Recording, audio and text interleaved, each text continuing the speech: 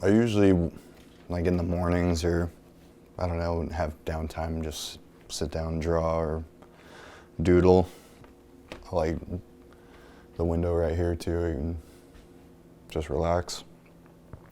I would like fill in blank spaces like that, and the way I would move the pen is in that motion. My teacher noticed it and was just like, you should work with that, use that, so I kind of always just stuck with it, and it's fun to draw like that too.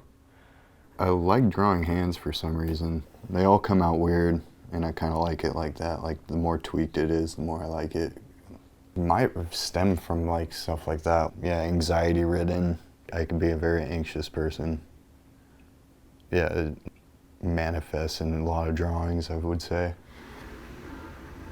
Someone could psychoanalyze that. You know, you could send this into a shrink. I think it's sick. It's so John. Yeah. When I see it, just the sketch, everything, it's just like. What's up, Lenny? Some terms work right there. Yeah, so I have to air it out because I sweat too much. So it's like all laid out and drying out right now. But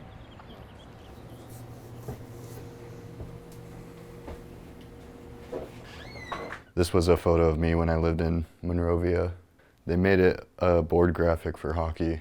I don't know, this pretty much describes the childhood I had. My neighbor actually skated. He was like around my age, and he got me kind of into skating, and I remember buying my first board at like a Toys R Us for like 20 bucks. But I sucked at skating for like a good 5 years. Yeah, just one day it just clicked for me. My dad used to live in like these apartments down the street right here, and me and my brother would like just skate over here and skate this park. I spent many times trying to skate this rail. Never did it. That was like a big crack, so you had to go before it. But I would just fly as fast as I can and like try to hook in a nose. It was the one that got away for sure.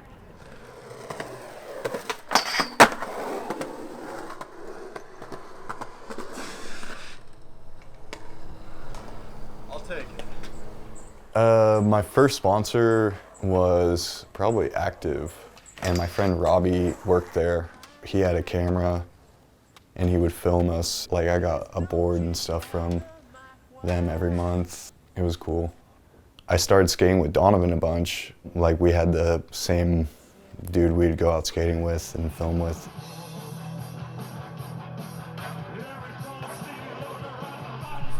I mean, I've basically known him, or from what I can remember, it's been my whole life. So like the furthest I can remember, I feel like he's been around. I don't really even consider him a friend. It's more like a brother thing since it's been that long. But it's been my whole life, truly.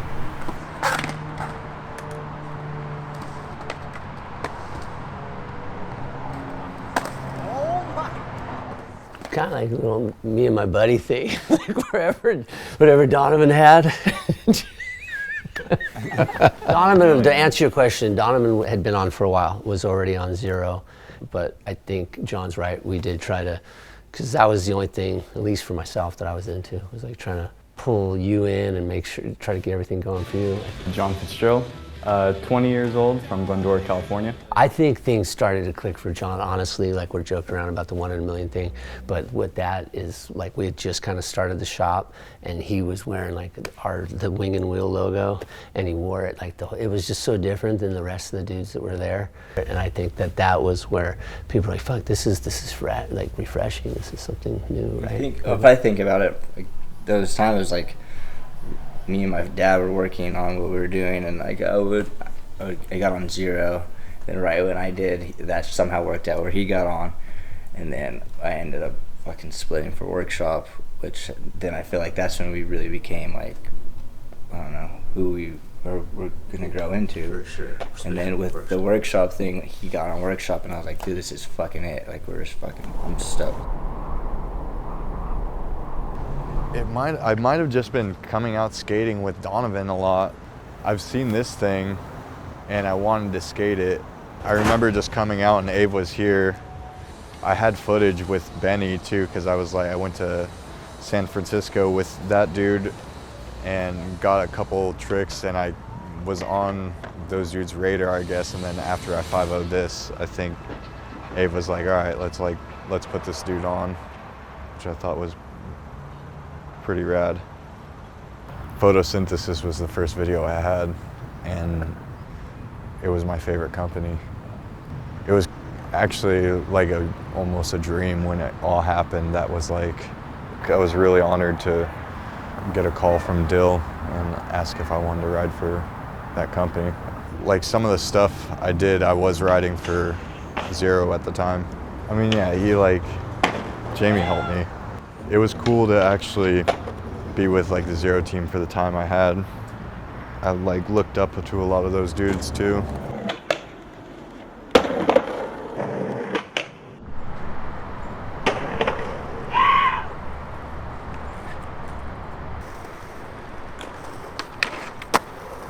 I don't know if I remember the first time I met him. Donovan was on the workshop. Those two were kind of a duo. But naturally, he just started coming out, and we immediately liked John and his skating and everything, so we brought him over as well onto the workshop. I thought this thing was done for. It's still good. I front boarded it in the life splicing video. I just got on workshop and I had like some footage already that I filmed with Benny. So I already had like a little bit of a start.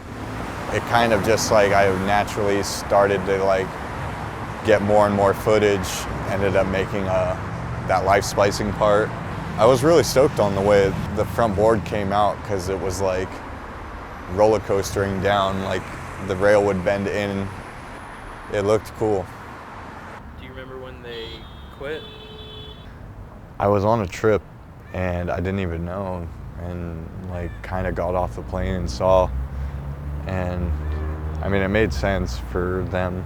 It was a bummer at first, because like tried to make a workshop happen for a little time after, and it wasn't the same after those dudes left.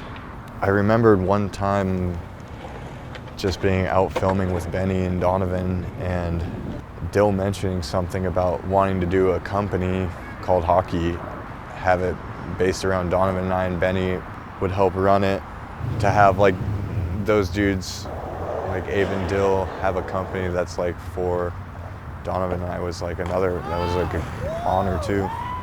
I think the name Hockey made a lot of sense when you see how those guys kind of skate. Kind of the blunt force trauma of nature of things. You know, it's like, it kind of looks like a hockey game. We didn't really know what we were doing at first. I mean, I think I was getting Vans too, and they were filming for Propeller like early on. I wasn't like anything serious with Vans at all.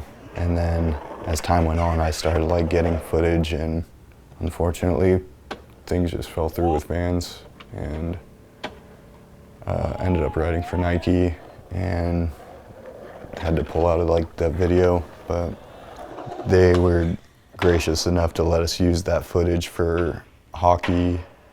Nike was cool with that footage coming out, even though it had like a lot of Vans on. There's like a couple clips I had Nikes on. Benny and Dill had a direction, but it was like they're kind of still figuring out how it's gonna work, and then I think eventually started to like go and roll and became more and more popular. It was kind of an honor to like have a company built around what we were doing and how we skated and everything. From where it started to where it is now is incredible. To actually be a part of like that whole process and just watch it become what it is today is pretty awesome.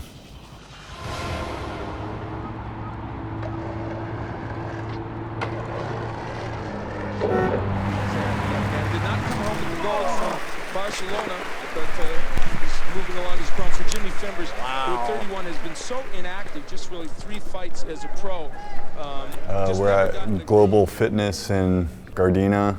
We linked up with my trainer Pepe. So today we just did some shadow sparring. It's like you kind of have to react to the other dude. Way to go for Fimbers, the survivor in this first round.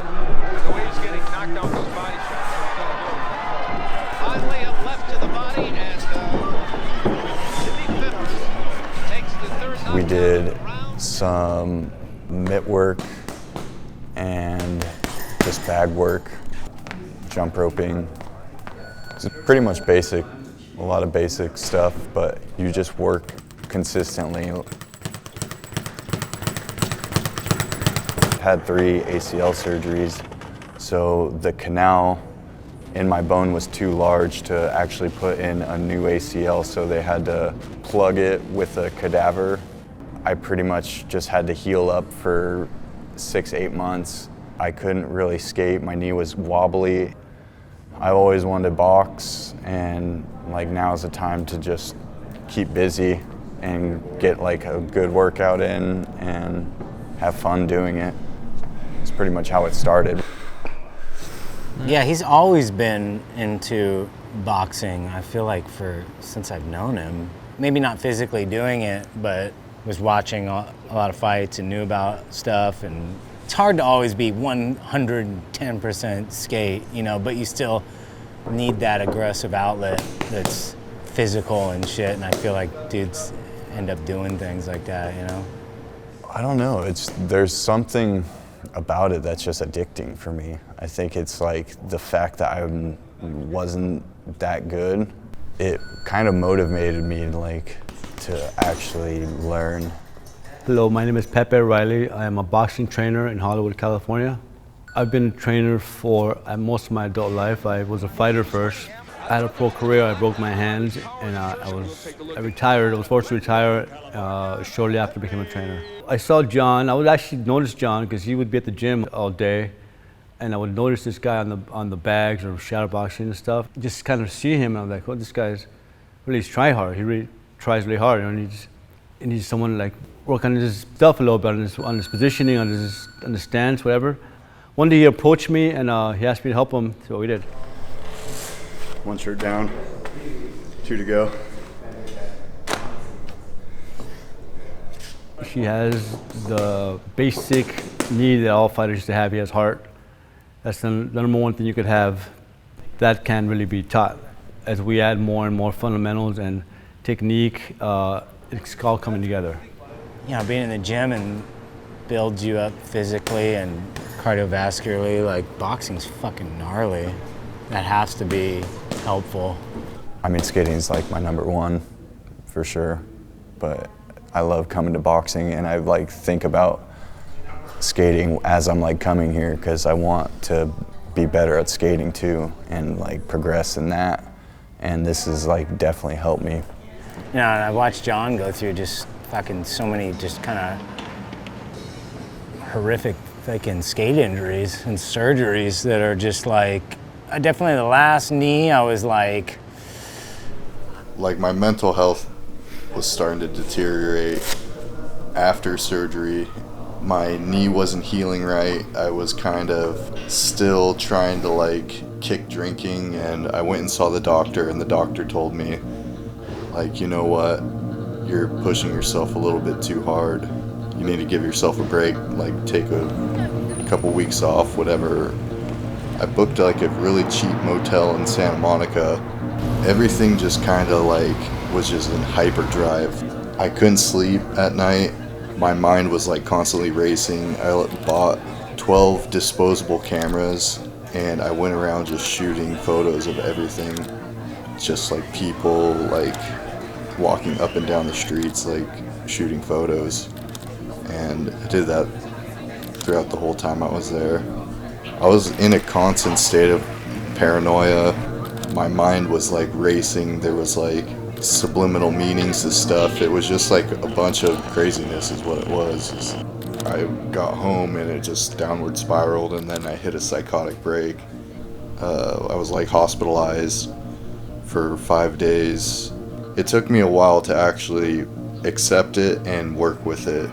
I mean, for me, there's warning signs. The way it starts is just I would start not sleeping, whether it's like stress induced or what. I kind of know that there's something going on. It's like my body starts going into hyperdrive. So if that does happen, I'll go see a doctor.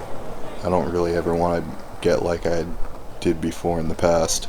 A lot of mental health issues are actually physical in your body. Sometimes there's like misfires, or your body's made up of chemicals and hormones, and being busy and stuff, it helps with your mental health. Just doing stuff I love, like keeping busy with activities or like stuff that I find enjoyable, like boxing, skating, drawing. I'm just grateful to be here, honestly, as much as like some days I would like not to think so, but really is better to be here and be present and just be grateful for life in general. Like, I have a lot of respect for him, because I've seen a lot of people get taken out by that, but to power through it and to come back strong and be fucking ripping, it's a blessing. You know, he's been to hell and back as far physically, and to see him film a video part, to come through all that shit, and it's just like, it's really impressive to see what that dude's made of. I was really excited to like get back into skating and have something to work on, and it still stands like to this day, where I just, whatever I'm set out to do, I want to do it to my best ability. I mean, I just love skateboarding in general. I mean, there's that one where he does that long 50-50 on that ledge that gets bigger and bigger, and he lands in the street pretty much. Like, his back is just fucking muddy from just slamming. That motherfucker has to work for everything he gets.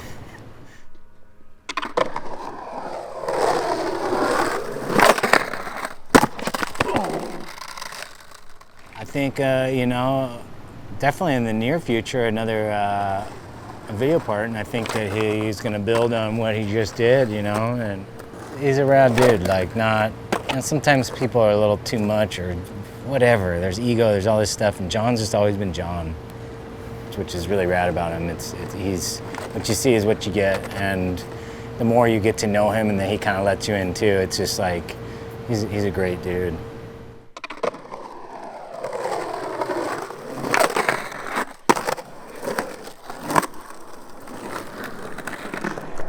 Yeah. All right, let's get out of here. It's another day in the ditch. Oh, my phone. Wow, that was so dope. It like springs to his foot.